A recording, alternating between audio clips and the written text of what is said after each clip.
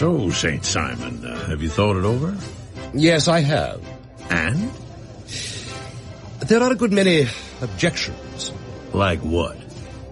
Ran, you don't understand what's involved. Sure I do. It's what I do best. Business.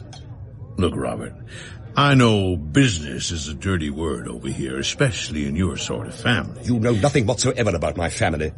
Oh, now, that's where you're wrong, my friend. I like to keep my ear to the ground, keep track of whose fortunes are on the way up or down. Doran, you are no gentleman. No, I don't have the pedigree, but I reckon I soon shall. What do you say? Here, health, wealth, and happiness. Health, wealth, and happiness.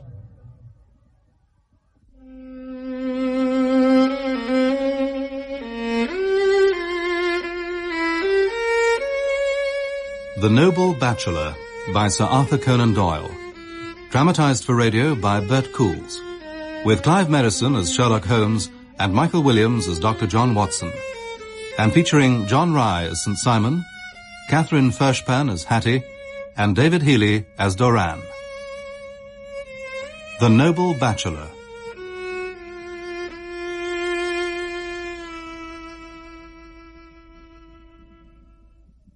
No, it's ridiculous. It's exactly what I've always wanted. What you've for you. always wanted. When did you ever care about what I wanted? If we'd done what you wanted, my girl, you'd be stuck away somewhere in a two-bit hovel without a cent to your name. That's the only thing you care about, isn't it? Well, I don't give a damn about money. Hattie. Oh, sorry. Not ladylike enough for you, am I? Oh, Pa, this isn't working. None of it. I can't do it. Let's go home. You don't want to go home. I don't know what I want. I haven't had a moment to think since we got here. All I want is the best for you. You know that. Look, the past is gone. You can't bring it back. I know it. You got to think about the future. You're 24 years old. I know that too, damn it. Hattie. Sorry. This kind of chance, it's not going to come your way again. Don't you like him at all? I like him well enough. Then promise me you'll think about it at least. That's all I'm asking. Just think about it. All right. I'll think about it. Good girl. That's all I wanted to hear. Lord Robert, if you brought me out here to talk, can we please get on with it? My feet ache and I want to sit down. Miss Doran, you are the most refreshing woman I know. Well, having seen some of the others, I can't say that comes as much of a surprise. You see. Miss Doran. Yes, Lord Robert. I bear an ancient and honorable name. I know you do. One that I do not bestow lightly. Of course not. I'm sorry. Aren't you supposed to go down on one knee? Oh, Miss Doran, please. I'm sorry, I really am. Please, go on, Lord Robert. I'm listening.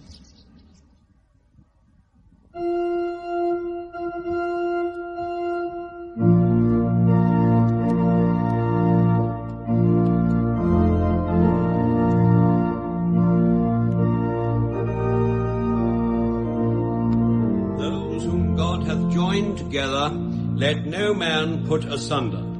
Forasmuch as Robert de Vere Walsingham and Harriet Caroline hath consented together in holy wedlock, and hath witnessed the same before God and this congregation, I pronounce that they be man and wife together. In the name of the Father, and of the Son, and of the Holy Ghost. Amen.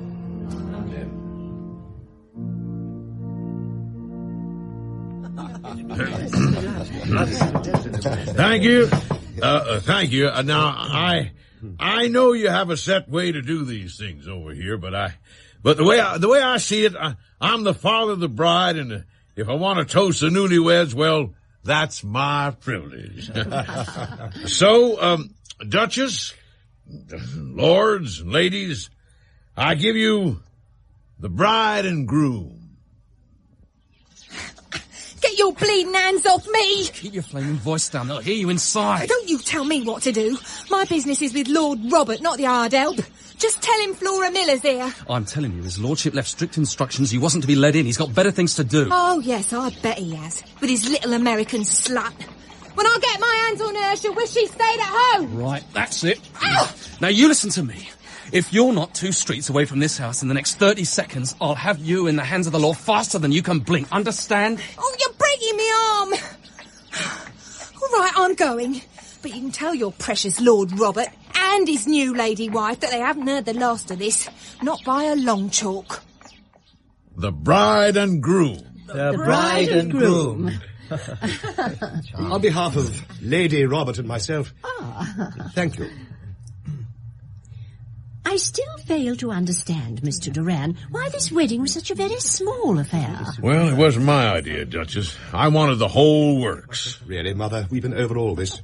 We wanted a quiet, unobtrusive little ceremony. Unobtrusive. Intimate, if you prefer. That's what we both wanted. Isn't that so, my dear? Hattie? I'm sorry. Please excuse me. What extraordinary behaviour. Is the child unwell? Well, she was fine this morning, happy as a sandboy. More champagne, Duchess? Hattie? Hattie, this is ridiculous. I know perfectly well that you can hear me. Open this door at once. This has gone on for quite long enough. You're being insufferably rude. Very well. I'm coming in. Now look here. What the devil?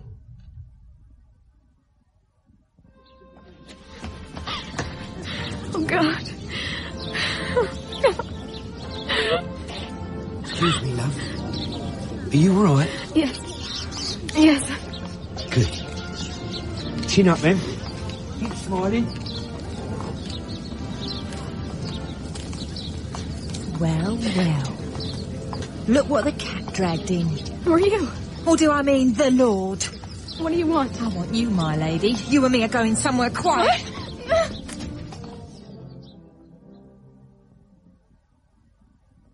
I'm sorry, Lord Robert, Mr. Duran. The whole staff's been out, but we can't find anybody who saw her ladyship after she left the house. How far did you check? 3 blocks in every direction. So, now half of London knows she's missing. Don't be ridiculous, St. Simon. We were discreet, my lord. All right. Well, you got any other ideas? I say we should simply wait. Whatever ridiculous game this is, she'll tire of it before long. Game? We waited far too long as it is. Jenkins, I want you to go in. No! Duran, I'm telling you, that is not the best way. This is unbelievable. My daughter's missing and all you're concerned about is hushing the whole thing up. Well, you can forget it. I'm sending for the police.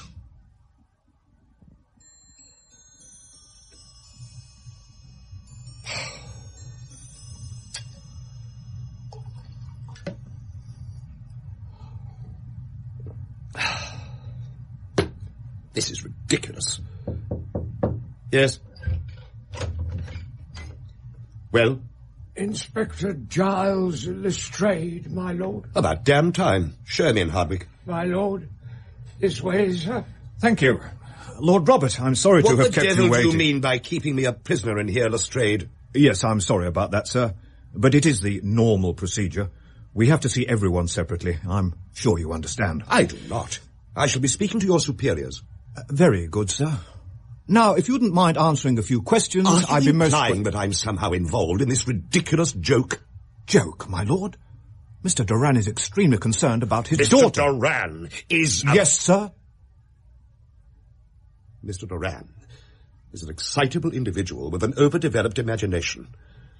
Lady Robert is playing some sort of practical joke, nothing more. Fond of jokes, is she, sir? Look, Lestrade, all I require of you is that you organize a discreet search for my wife and bring her back here as quickly and as quietly as you can. Believe me, Lord Robert, that's exactly what I'd like to do. Then get on with it, man.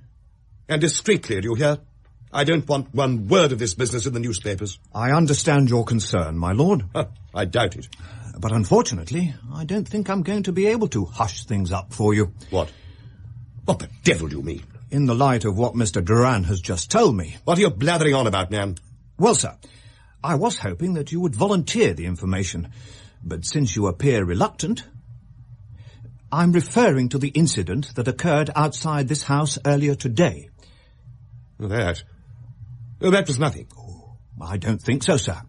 And with the greatest respect, I don't understand your attitude at all. I suggest you stop treating me like an enemy and help me do my job. Or do you want to see this turn into a murder inquiry?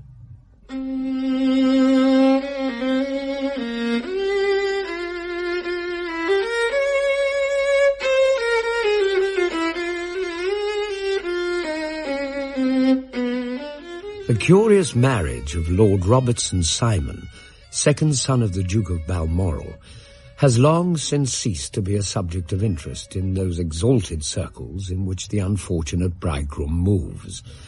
Fresh scandals have eclipsed it, and their more piquant details have drawn the gossips away from this particular drama.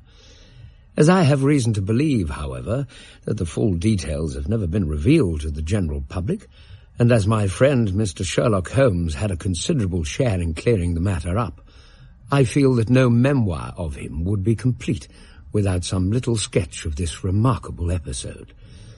It happened shortly before my own marriage, during the days when I was still sharing rooms with Holmes in Baker Street. The weather had taken a turn to rain, with high autumnal winds, and the Jezail bullet wound, which I had brought back as a relic of my Afghan campaign, throbbed with dull persistency. No sign of letting up. No, sir. Did he say what time he expected to be back? Now, what do you think, Doctor? He didn't even take an umbrella. Mrs. Hudson, he was disguised as a furniture remover. Oh, is that what it was? Well, furniture removers do not carry umbrellas. I wouldn't have let him near my furniture. Oh, I do hope it clears up for your wedding. Thank you. You shouldn't be on your feet, sir. Sit down and give your poor leg a bit of a rest. You know what the wet weather does to it. If it's like this next month, Holmes will be wheeling me up the aisle in a bath chair. Well, as long as you make it somehow. I shall miss you, Mrs. Hudson. You've looked after me wonderfully well. Yes. Well, some people are easier to look after than others. Mr. Holmes! Oh, Mrs. Hudson. Couldn't you have left that filthy old coat downstairs, Mr. Holmes? Look at the mess on my good carpet. It'll dry. Watson, I solved the case. The mystery of the Grosvenor Square furniture van? Not one of your most evocative titles, my dear fellow. How about the adventure of the drowned detective? You will let me have the details while they're still fresh in your mind. Doctor, you're supposed to be resting. Mr. Holmes, please don't put that disgusting coat on the bed. Oh, really? I don't know why I bother. It was a simple little business. Well, it's obvious from the first. And it was the owner of the removal company. Yes, of course it was. Mind you, he was a clever rascal. How did you finally trap him? He tried to enlist me into the gang. Wanted me to steal Lady Holt's diamond tiara. What's this letter?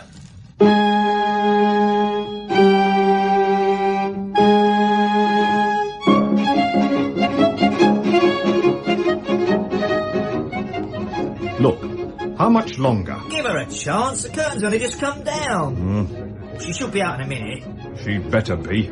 Here, Flora, you got an admirer. Oh, yeah. Let's have a look. What do you want? Flora Miller? Maybe. You've led me a pretty dance. Where have you been the last 3 days? Sick.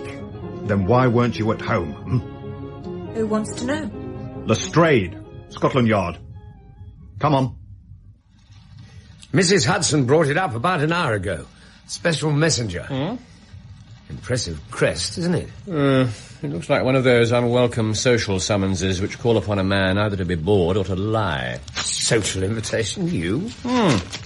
I get them all the time from grateful clients in the mistaken belief that just because I've discovered who purloined their diamonds or murdered their second cousins, I'd like nothing better than to sit down to dinner with them and hear their life histories.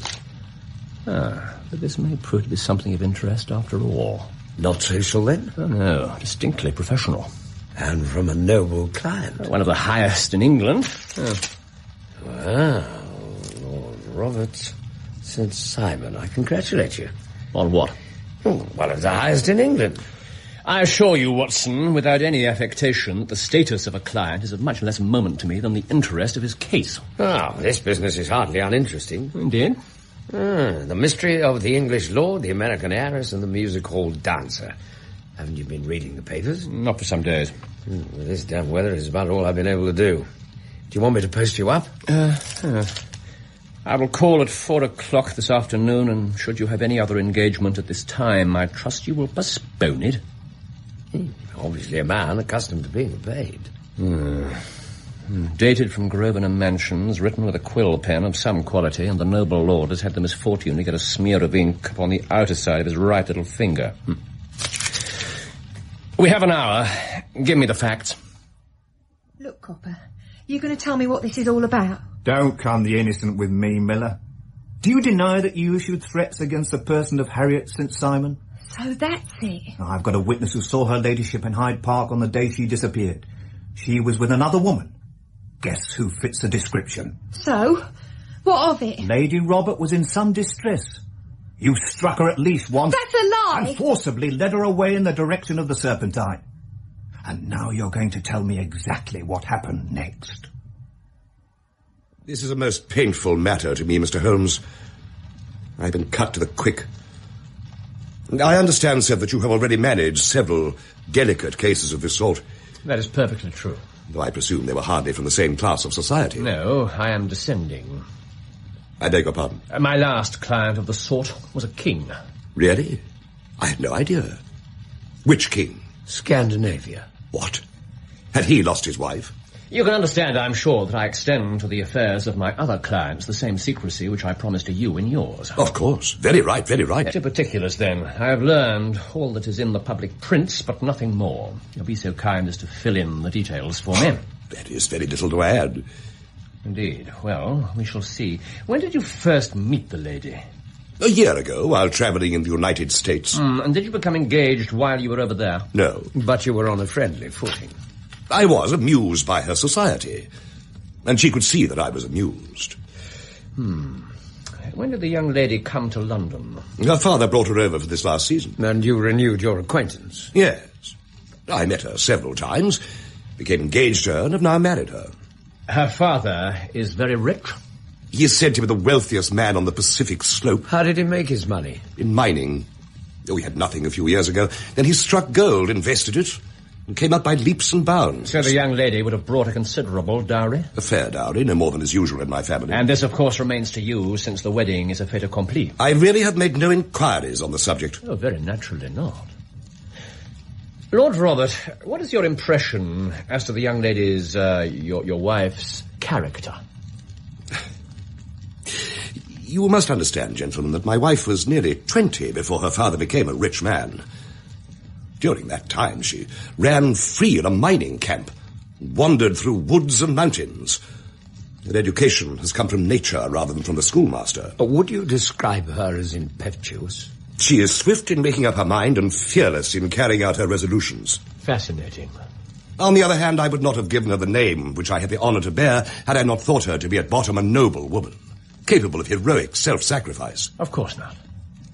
Did you see Miss Doran on the day before the wedding? Yes. Was she in good spirits? Never better. She kept talking of what we should do in our future lives. And at the wedding itself? She was as bright as possible. At least... Yeah? Any detail may be of importance, however trivial it seems to you. Oh, this was nothing.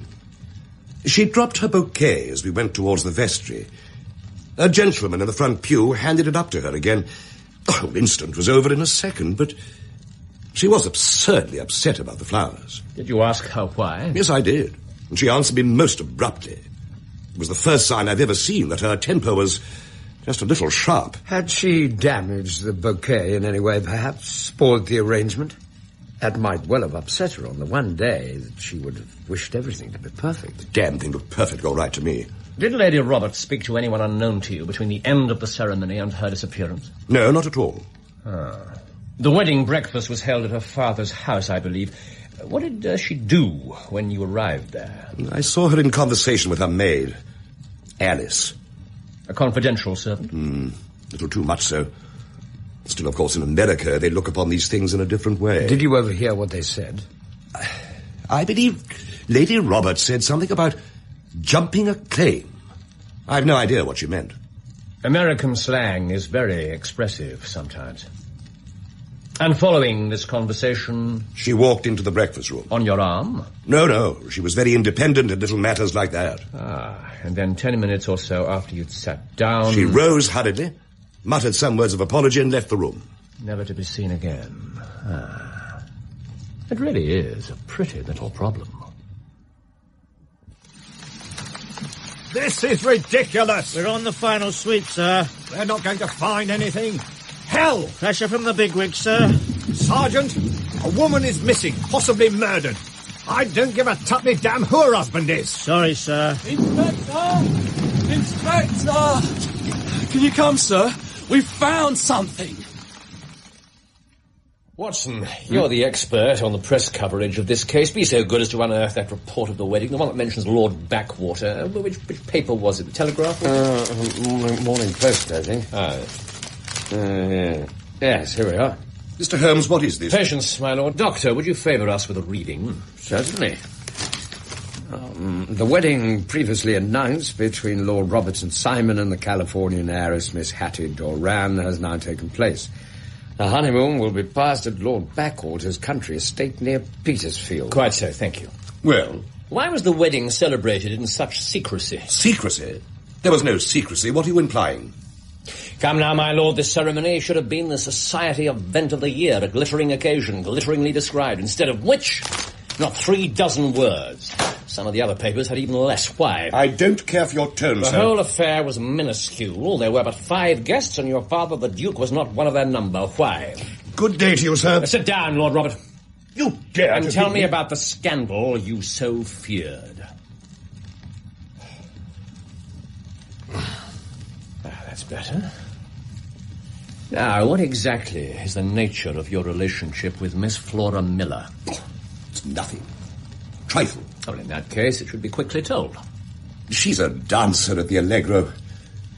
We've been on a friendly footing for years. I may say, on a very friendly footing. Well, you know what women are, Mr. Holmes.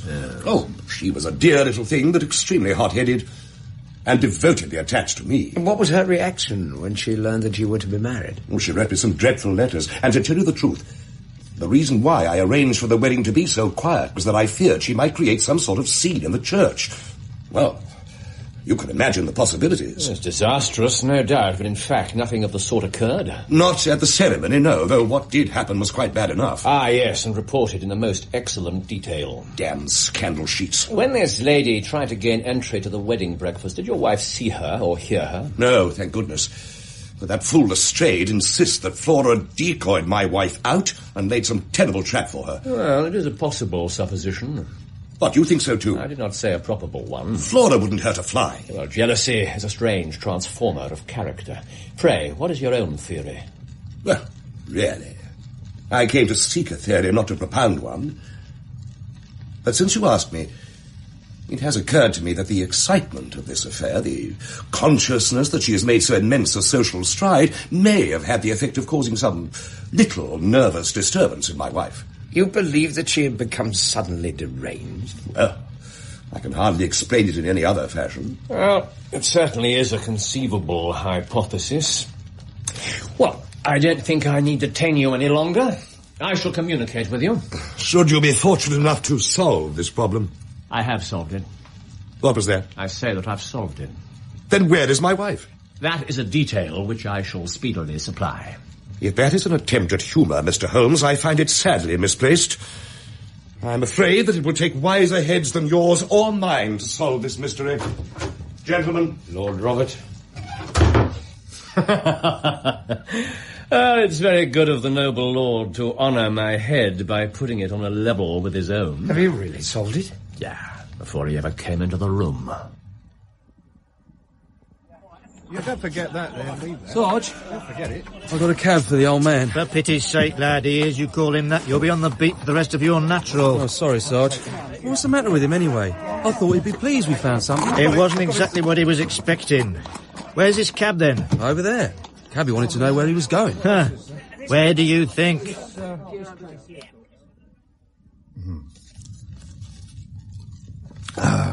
Thank you, Mr. Holmes. Much appreciated. Well, always a pleasure to see you, my dear Lestrade. Well, what's up? You look dissatisfied. And I feel dissatisfied. It's this infernal St. Simon marriage case. I can make neither head nor tail of the business. Really? You surprise me. Did he come to see you? You've only just missed him, Inspector. He told me he was thinking of it. Asked me if I had any objection. And did you?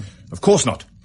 I said it might be of some assistance. Oh, you're too generous. You're not having much luck with this case, then? Every clue seems to slip through my fingers. I've been working on it all day. And very wet it seems to have made you. Yes, I've been dragging the Serpentine.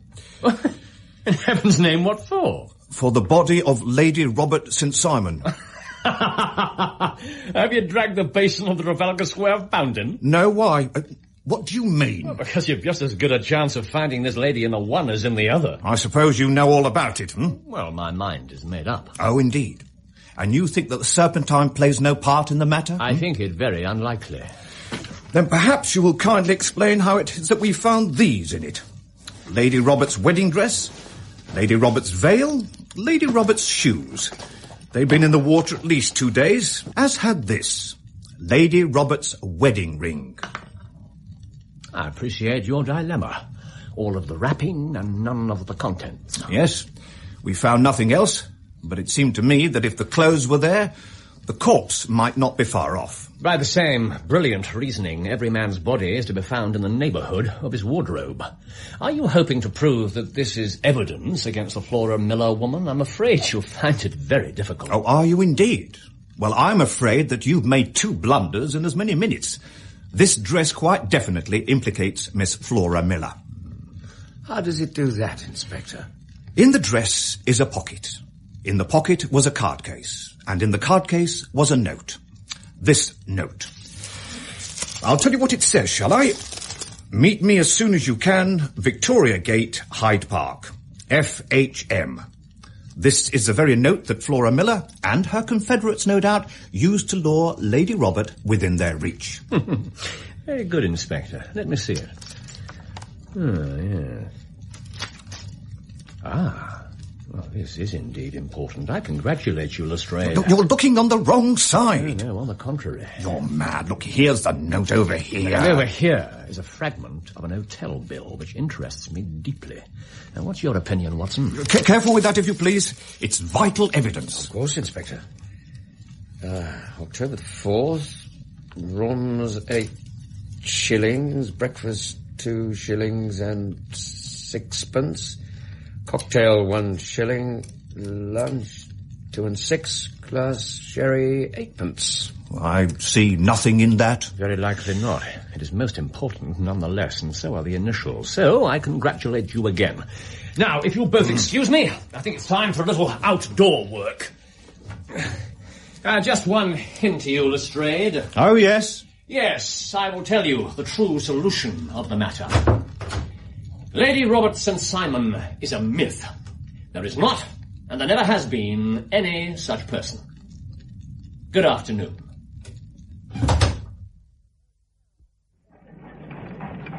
The Langham Hotel, please, cabby.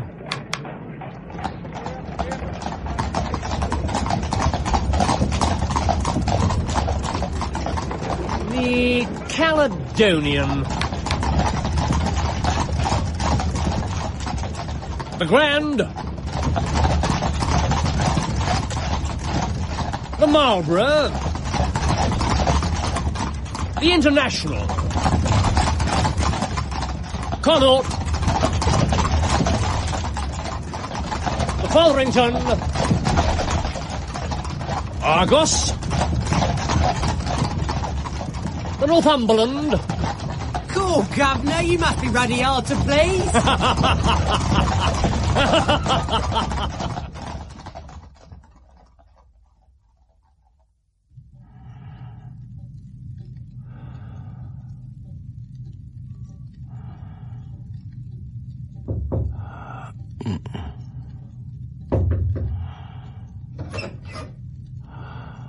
Dr. Watson? Sir? Yes? What is it, Mrs. Hudson? I'm so sorry to wake you, Doctor, but there's a special delivery. A special delivery? What, for me? Well, no, sir, for Mr. Holmes. But I didn't want the men to come barging in on you just like that. The men? Just what are they delivering, for goodness sake? Excuse me. I thought I told you to wait downstairs. I'm sorry, ma'am, but we do have other calls to make. Now, where do you want all this food? How many times? I never set eyes on the damn thing before. Meet me as soon as you can. Victoria Gate, Hyde Park. FHM. Victoria Gate is precisely where you were seen, fighting with Lady Robert. It's not even my writing. Then one of your confederates wrote it for you. This is ridiculous. Oh, ridiculous, you call it? Well, I call it murder. And so will the judge and jury. Now, why don't you make things easy on yourself and tell me the truth? Holmes, I was beginning to think you'd disappeared too. Ah, they've laid the supper, then. They've laid for 5 people. What's it all about? I don't mind telling you, Mrs. Hudson was more than a little put out. Oh? And what is wrong with the food I provide, I'd like to know.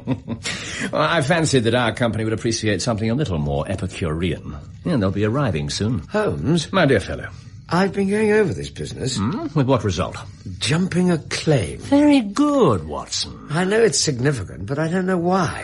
Is that so? Holmes, don't be so infuriated. It's miners' parlance. Means taking possession of something to which another person has a prior claim. Does it indeed? Our first supper guest. He should feel at home amongst these ancient and cobwebby bottles. Just listen to that. Oh, dear. Doesn't all go well. Mr. Holmes. Lord Robert, good evening. Good evening, my lord. Mr. Holmes, I am not accustomed to being summoned in this peremptory manner. If you have news of my wife, why did you not put it in your message? Because I feared you would not accept my invitation had I done so. So you do have news? Not concerning your wife. What nonsense is Watson, be so good as to get Lord Robert a drink. His nerves seem to be somewhat on edge. Certainly. My lord? No, thank you.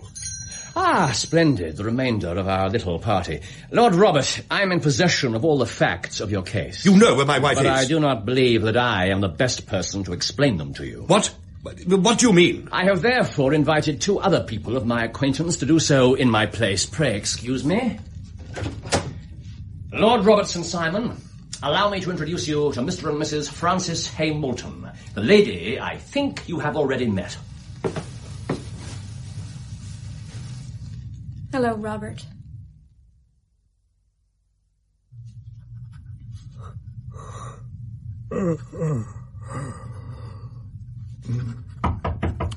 Come in. Evening, sir. There's a note came for you. Here. Came? What time was this handed in? About 2 hours ago, sir. I've only just seen it. Everyone else assumed you'd gone home. Who delivered it? The lad on the front desk didn't know him, sir. But he described him as a tall chap. Sharp features, piercing eyes. What? Is everything all right, sir? No, Sergeant. It is not. Excuse me. Sergeant Sacker? Inspector? The woman in cell 15. Miller, yes, sir. Let her go. You're angry, Robert. Well, I guess you have every cause to be. Pray make no apology to me. Simply give me some sort of explanation. Well... Perhaps you would like my friend and me to leave the room. If I may give an opinion. Mr. Moulton, pray do so. I believe we have had just a little too much secrecy over this business already. Hattie? You're right. Well, gentlemen, Robert, Frank and I met in 81 in McQuire's mining camp in the Rockies. Pa and me were poor back then. Pretty soon we were engaged to each other. Then my father struck a rich pocket and made a pile. While my claim just petered out. Pa wouldn't hear of our engagement lasting any longer. He took me away to Frisco. Frank followed me in secret. He just wouldn't throw up his hand. It seemed to me, gentlemen, that love was love and money shouldn't come into the matter. Quite right, sir. But I'm afraid life is rarely as straightforward as that. Don't you agree, Lord Robert? Pray continue, Mrs. Moulton. We knew that Pa would never give his consent to us getting married. So we decided I had to make my fortune, too. But before Frank left to go back to the mines, we got married in secret. Good God. Do you realize what you're saying? Yes, of course I do. He was just a clergyman and a few words, and then we split up straight away. But it was a holy pledge between us. Do you seriously mean to say, madam, that you knowingly allowed me to publicly humiliate myself and my family? Of course not, Robert. You may find it hard to believe, but I respected you and your family. I thought Frank was dead. I was working a miners' camp in New Mexico. We were attacked by the Apache Indians. It was a terrible massacre. Word went out that everyone had been killed, but that wasn't the truth. A few of us were taken prisoner. How long were you held captive? 4 years, Mr. Holmes. And if you'll forgive me, gentlemen, I'd rather not say any more on the matter. Of course. After we had the news, I was ill for a long time. Really ill. Then slowly I began to get better. And then Lord Robert came to Frisco, and we came to London, and a marriage was arranged, and Pa was very pleased.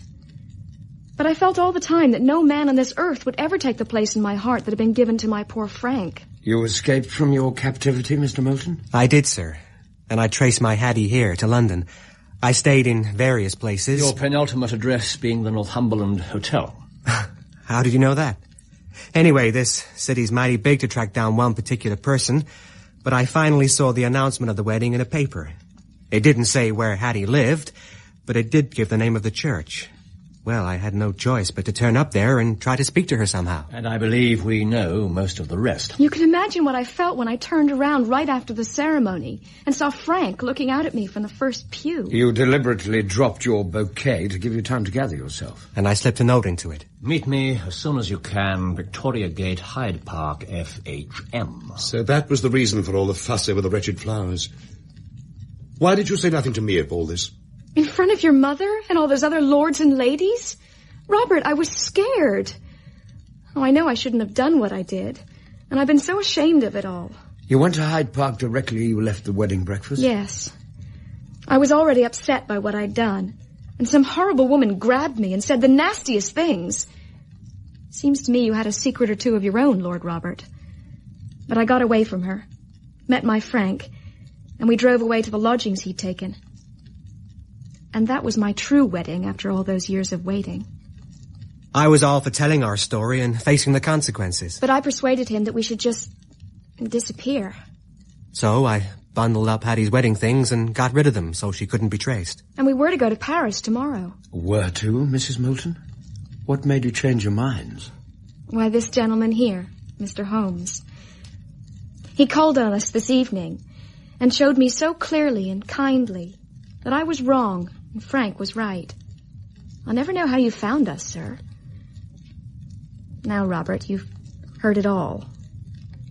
I went to the altar intending that I would be the best wife to you that ever I could be. We can't command our love, but we can command our actions. But now, well, my first duty has to be to Frank.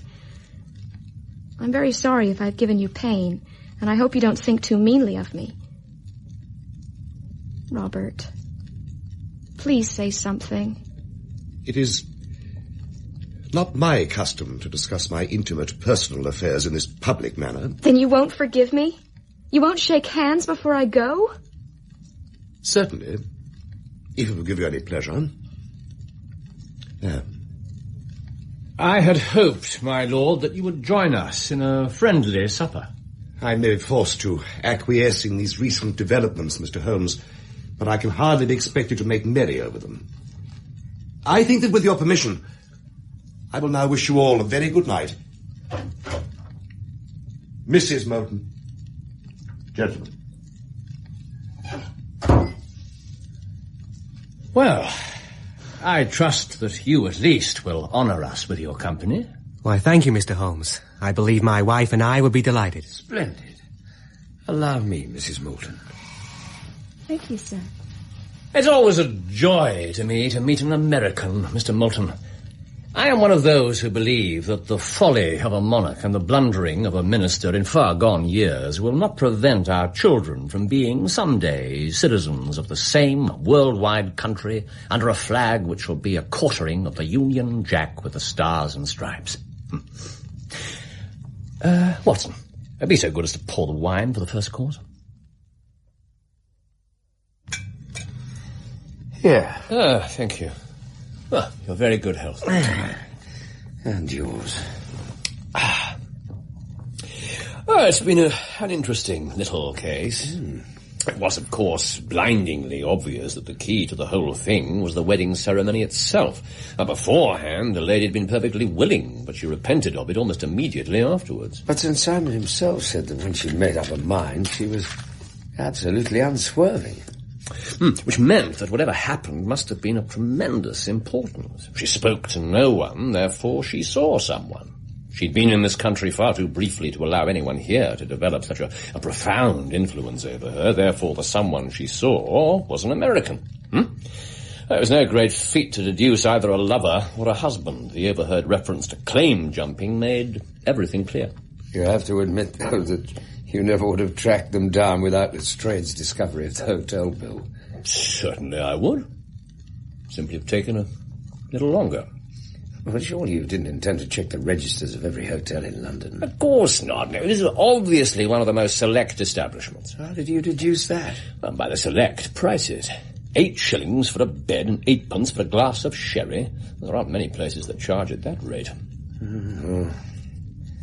Damn weather must be affecting my brain. Well, you're the doctor. What was fortunate was that Moulton had obligingly left a forwarding address. One last thing for my notes. Of course. All the way through there's been something about this case that I haven't quite been able to put my finger on. You knew about it, and so did Lord Robert, and it was something that he didn't want discussed, am I right? Quite right. Congratulations on your perception. I commend to your notice a small piece in today's Times about the Duke of Balmoral. St. Simon's father? What about him? I hope he's a touch more gracious than his son. He's selling some paintings. It's the second time this year. Some of them have been in the family for generations. Oh, you surely can't mean this short of money? The whole family is close to penniless. Well, perhaps you wouldn't be very gracious either if you found yourself deprived in the same instant of both wife and fortune. How is the excellent Miss Morstan, by the way? She's very well, thank you. I'm greatly looking forward to our wedding. Make sure you keep an eye out for strange gentlemen sitting in front pews. Well, now the case is cleared up and the client has departed. Hand me my violin, would you? Draw your chair up to the fire. For the only problem we have still to solve is how to while away these bleak autumnal evenings.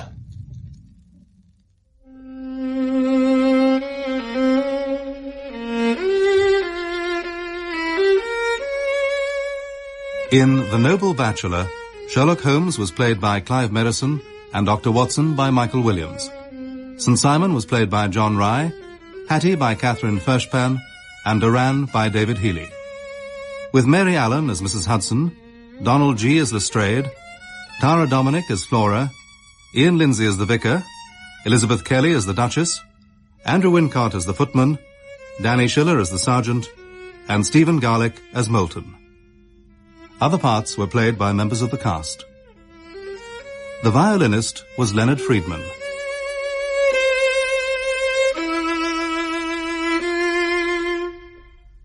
The Noble Bachelor was dramatized for radio by Bert Coules and directed by Enid Williams.